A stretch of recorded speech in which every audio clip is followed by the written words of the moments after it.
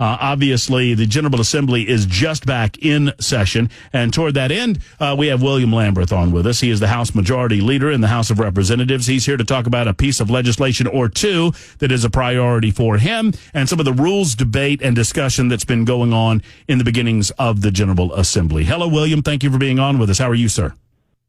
Hey, Matt, thanks for having me today. I, in fact, just left an event you'd probably be interested in. We had a bunch of singers and songwriters and folks that make a living with their voice just as you do, and we have a bill that we'll be filing this year to protect your voice, to protect your likeness in the audio world out there, because that's how you make a living. And specifically, this one was for singers and songwriters, but it would include folks like you as well in radio, because your unique voice is what you've worked your entire career to hone. And so I look forward to filing that bill soon, but I just left a press conference on that.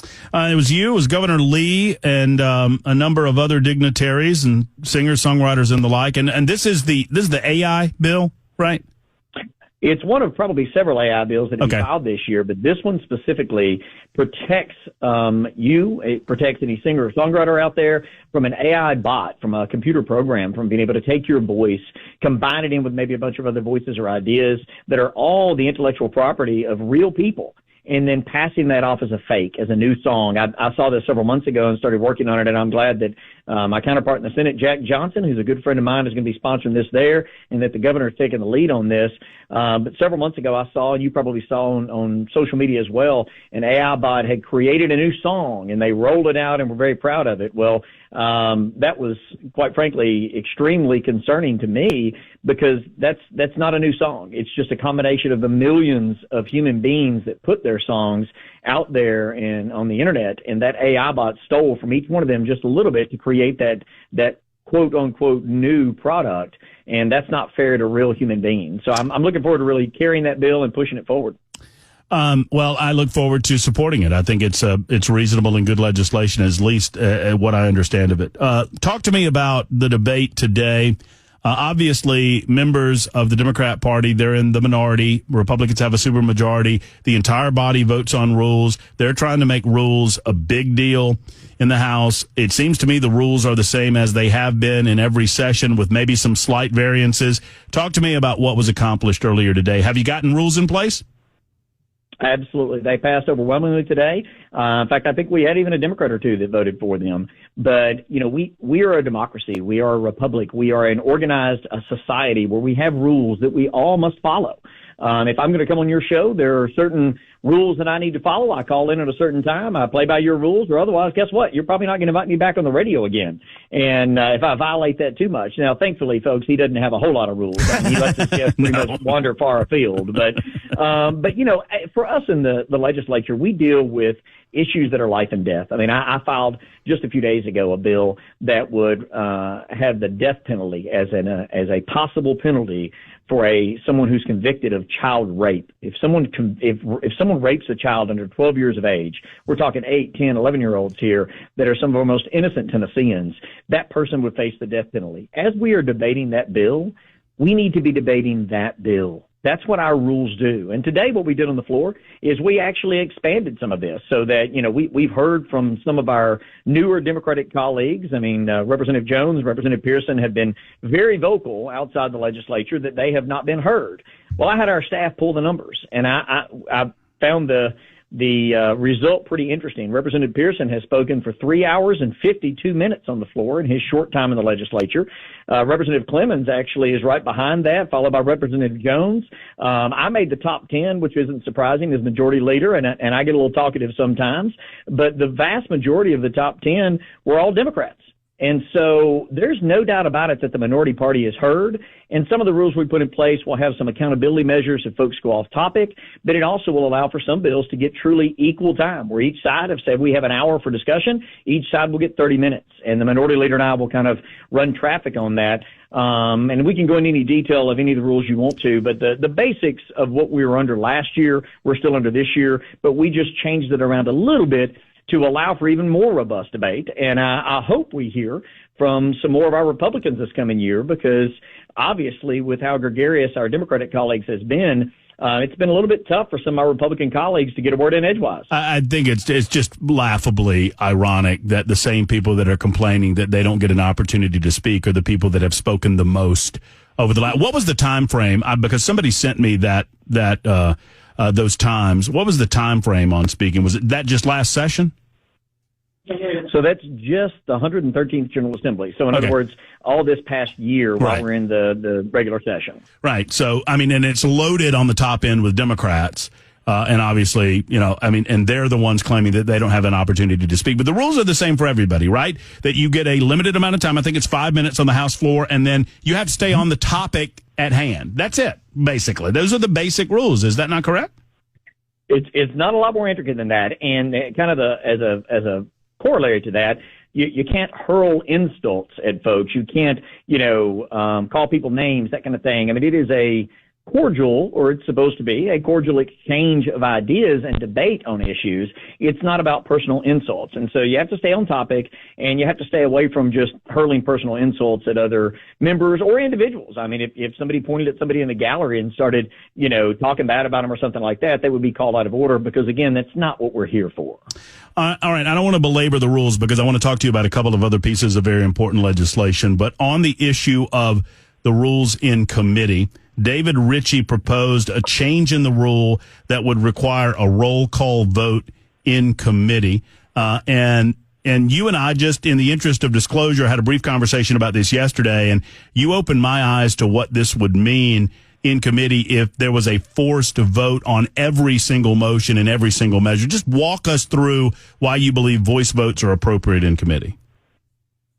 Well, I've been down here 12 years, and when the chairman asks, all in favor signify by saying aye, all opposed nay. That is how city councils throughout the state, most of them operate. That's how school boards, county commissions, that's how the legislature has operated the entire time I have been here, especially in committee, because, 99% of the time it's crystal clear vocally, which is the presiding side. And I will say publicly, I mentioned this to you privately yesterday, but Representative Ritchie, when he stepped at the podium when I was chairing the committee, I said, this is about roll call votes. We'll have a roll call vote on this one. Well, I fully intended to do that. And then as we debated the bill, I completely forgot about it as the chairman. And obviously he could have asked for a roll call vote, but he didn't. And as he stepped away from the podium, it was kind of an interesting exercise in parliamentary procedure there. I offered to go back and take a roll call vote. In that particular vote, there had been 0 yeses. Nobody said yes in that committee, and everybody said no. And he waved me off and said, no, not necessary. But we would have gone back and done a roll call vote. So one thing, those voice votes are very clear in most instances. And the other thing is, if you look up any bill, and in fact, I looked up one of Representative Brian Ritchie's bills from last year that he had used as an example, the House votes were actually recorded perfectly, as they are in every other bill. But the Senate votes, for whatever reason in that particular bill, it went to the General Subcommittee of the Senate, and this was House Bill 405. It indicates on there that the bill failed, that the nays prevailed. So you can look at the members of the committee and see who voted no. And then there are several members there that were recorded themselves as yes. And that's how that process works. And their names are right there. And then unfortunately in the Senate, and I'm not picking on them, it just happens to be this bill because they do a good job of keeping up with their votes too. But on this one, it says votes for Senate Bill 452 by the Senate are not available. And so our votes are right there online for all to see. They're videoed. You can watch it. You can come down and watch it yourself. And if any member has a issue with the way the chairman has called it, they can challenge the ruling to the chair. If any chairman feels like, boy, that was too close to call, they can immediately stop and do what I offered to do yesterday or day before and say, we're going to take a roll call vote on that. Just couldn't quite tell which side was prevailing. And I've done that many times. There's a number of early parliamentary procedures that can be utilized in those type votes for roll call votes. But for the vast majority of the rest of the time, we like to provide efficient and effective and transparent government for the people of Tennessee, and we don't want to waste your time with roll call votes when they are not needed. If you allow, final question on this, if you allowed the minority to demand a roll call vote on every motion, on everything that happens in committee, how would we see the timing change in terms of the length of the General Assembly?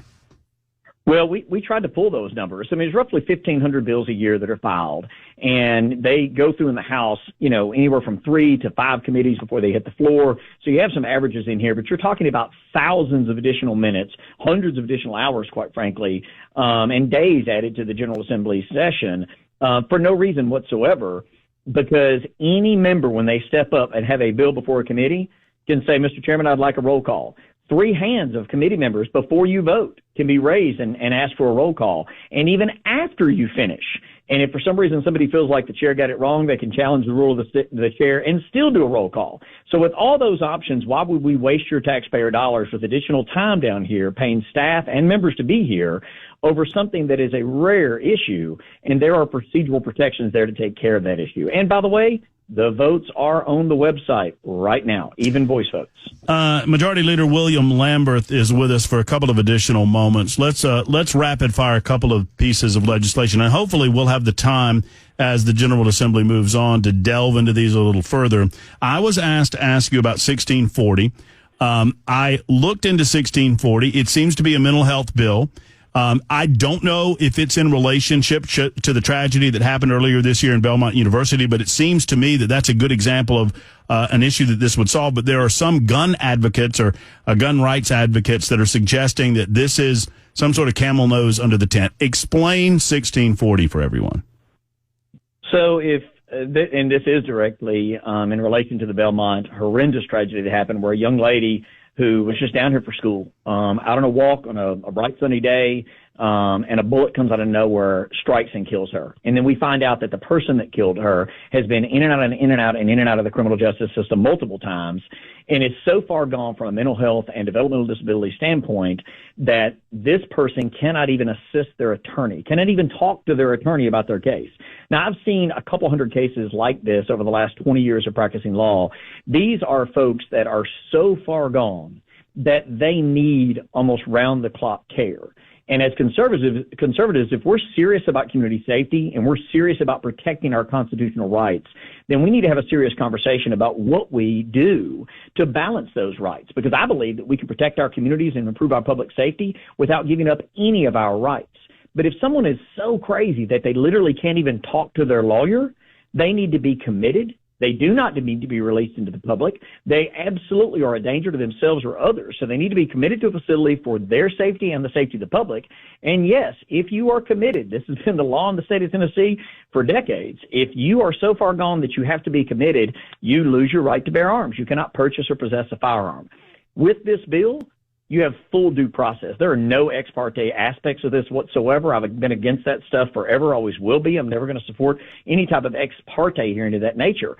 But these folks have appointed counsel or hired counsel with them. They have multiple doctors that evaluated them, and a judge makes a determination as to whether or not the evidence actually meets the criteria for that. And after all of that happens, I want to make sure that a man like that who killed this poor young lady is committed and absolutely is not allowed to have access to firearms, because all the protections we've all said we wanted are built into this bill.